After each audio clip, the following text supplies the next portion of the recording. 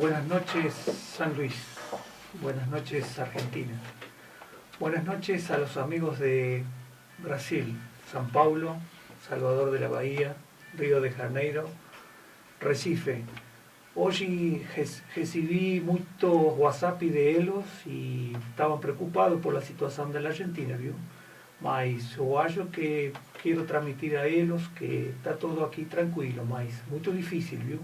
Una economía muy ruin, una economía donde el 50% de los meninos son pobres, o 20% de esos meninos están ficando con fome, y es muy difícil, mas el pueblo argentino, la población argentina ha madurado democráticamente y está esperando la data para poder volver a votar y elegir su propio presidente, ¿viu?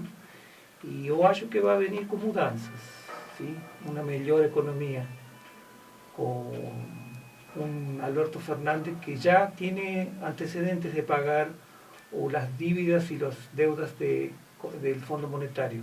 Entonces, a los amigos de Brasil, que fique tranquilo. Argentina está pasando un momento muy difícil, mas va a salir de esta, ¿viu? Un fuerte abrazo.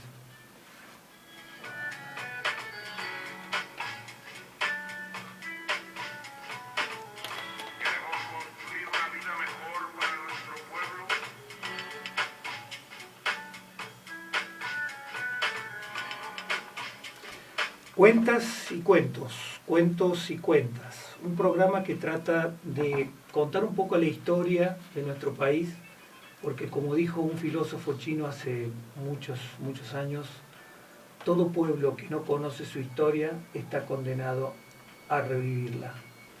Es decir, volvemos a repetir historias, volvemos a, como dicen los chicos, no pasar de grado. Entonces, por eso queremos siempre resaltar la historia y compararlo con lo que nos está pasando actualmente. Entonces, vamos a tener un primer bloque donde hablamos de la historia. Esta vuelta vamos a volver a repetir y dar más detalles desde los periodos 1853 hasta 1880, que fueron los periodos más sangrientos, donde se fue forjando nuestro país territorialmente, porque realmente se duplicó el territorio en la Argentina. Y eso cambió la economía. Entonces, políticamente y económicamente siempre fuimos de la mano.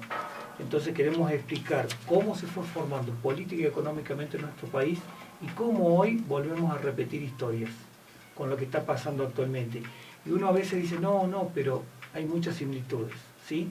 Y en los próximos bloques, los dos bloques más, vamos a hablar un poco de cómo llegamos a esta situación y qué nos espera de acá hasta octubre, cómo se ve hasta diciembre, ¿sí?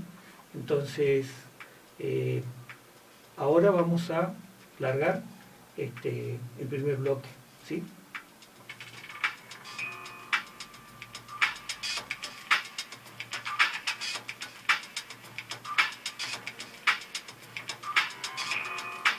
La piedra y el hombre.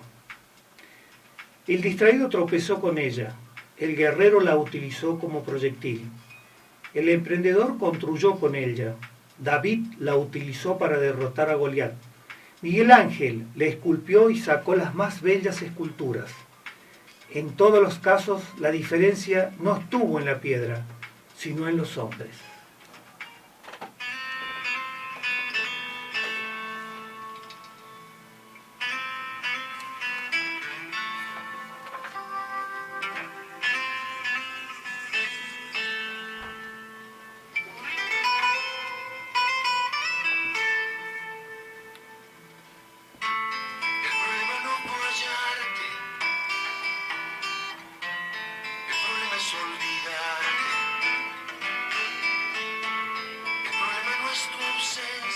Entonces, como dijo Confucio, todo pueblo que no conoce su historia está condenado a revivirla, ¿sí? En este periodo fueron periodos muy sangrientos. Se dictó la primera constitución, la segunda constitución, pero fue la que perduró hasta los nuestros días, con ciertas modificaciones en distintos años, pero llegó hasta hoy, ¿sí? El primer presidente constitucional fue Urquiza. Urquiza era federal ¿Y cómo llegó a ser presidente? En una lucha de poder con Rosas, ¿sí? En la famosa batalla de Caseros, el 3 de febrero del 1851.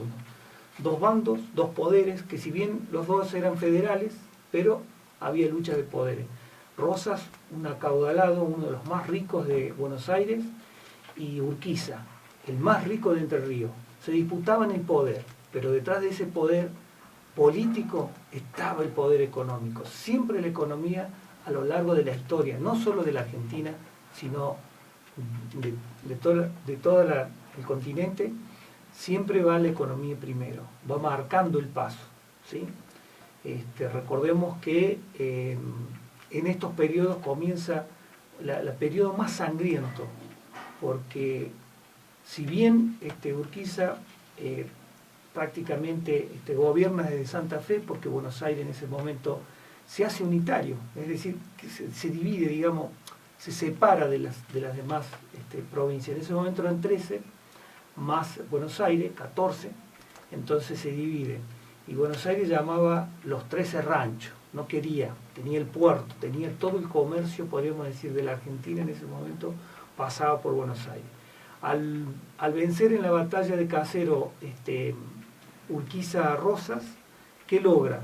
Logra que ya el puerto de Buenos Aires no fuera exclusivo. Entonces comienzan a surgir los otros puertos, como el puerto de Santa Fe, Rosario, Entre Ríos, Corrientes. Es decir, podían entrar los barcos, que la mayoría eran barcos ingleses y franceses en ese momento, el comercio internacional, pudieran entrar y ellos a través de la Constitución y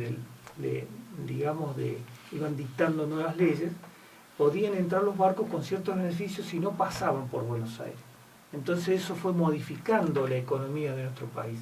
Antes se regía todo desde Buenos Aires y luego ya se empezaron a desarrollar otros puertos, como el de Santa Fe, Rosario, Entre Ríos. Y ya fue cambiando la economía, porque recordemos que antes estaba todo centralizado en Buenos Aires y el resto eran artesanías, se vivía prácticamente de algún muy poco comercio en todo el país. Entonces todo el comercio entraba por Buenos Aires, bueno, eso cambió. Buenos Aires, al no poder tener más el control del puerto, se sintió ofendida, podríamos decir. Entonces se aparta. Y ahí vinieron las luchas. Digamos, el que toma el mando de Buenos Aires en ese momento, protagonismo, podríamos decir, fue Mitre. Entonces empiezan los grandes conflictos. Primero, podríamos decir, que no querían respetar la Constitución. Es decir, que Buenos Aires a la Constitución los primeros años no la respetó, se apartó. Y bueno, Urquiza empezaron a armar un ejército de la federal, de todas las provincias contra Buenos Aires, el ejército federal, de la Confederación, se denominaba así. Entonces, bueno, vinieron algunas batallas, las primeras fueron triunfos de Urquiza, termina su mandato Urquiza y fue elegido Derqui. En ese momento no existía un voto popular, ¿sí? Tampoco estábamos organizados bien democráticamente. Entonces elegido Derqui está un año y Mitre quiere volver a disputar el poder, quiere tomar el poder de la Confederación, y viene la famosa batalla de Pavón, ¿sí? La famosa batalla de Pavón porque si bien Urquiza estaba al mando del ejército de la Confederación, estaba a punto de ganarla y en la mitad de la batalla abandona su ejército, se vuelve Entre Ríos. Y ahí, obviamente, una batalla que la tenía perdida Mitre, la gana. ¿Qué se fue disputando ahí? Todo el poder político, podríamos decir, porque lo económico se empieza, digamos, al ganar Mitre, vuelve el poder económico y político de Buenos Aires. Y de ahí ya empieza a marcar el ritmo hasta, podríamos decir, nuestros días, Buenos Aires.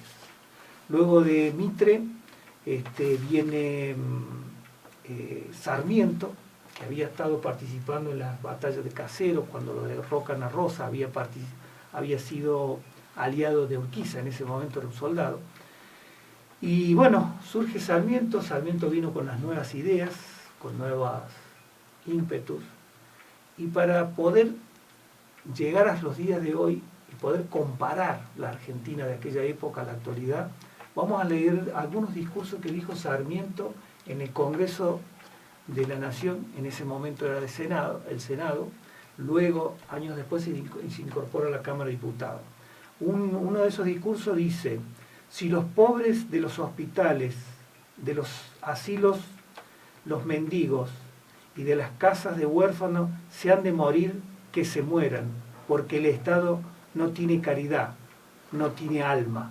El mendigo es un insecto, como la hormiga, recoge los desperdicios, de esa manera que es útil sin necesidad de que se le dé dinero. Ese era el pensamiento de Sarmiento, de la gran oligarquía que había en ese momento. Y usted dirá, ¿qué tiene que ver con la economía? Es que ellos se consideraban una clase que podía gobernar y manejar la economía de la Argentina. Entonces ellas eran los privilegiados, que podían hacer lo que querían con la economía y podían decir quién vivía y quién no. Entonces tenían un poder absoluto. Y eso es lo que hoy se ve, como que existe una clase que puede gobernar, una clase que puede ser rica, una clase que puede comer bien, una clase que está destinada a regir los destinos de la Argentina. Y eso quiero englobar en esta frase de Sarmiento, cómo se pensaba en ese momento. Y usted se dirá, ¿cómo se puede comparar hoy? Y es como que existe una clase rica que puede gobernar, que puede vivir bien, y más de la mitad de la población argentina tiene que pasar hambre.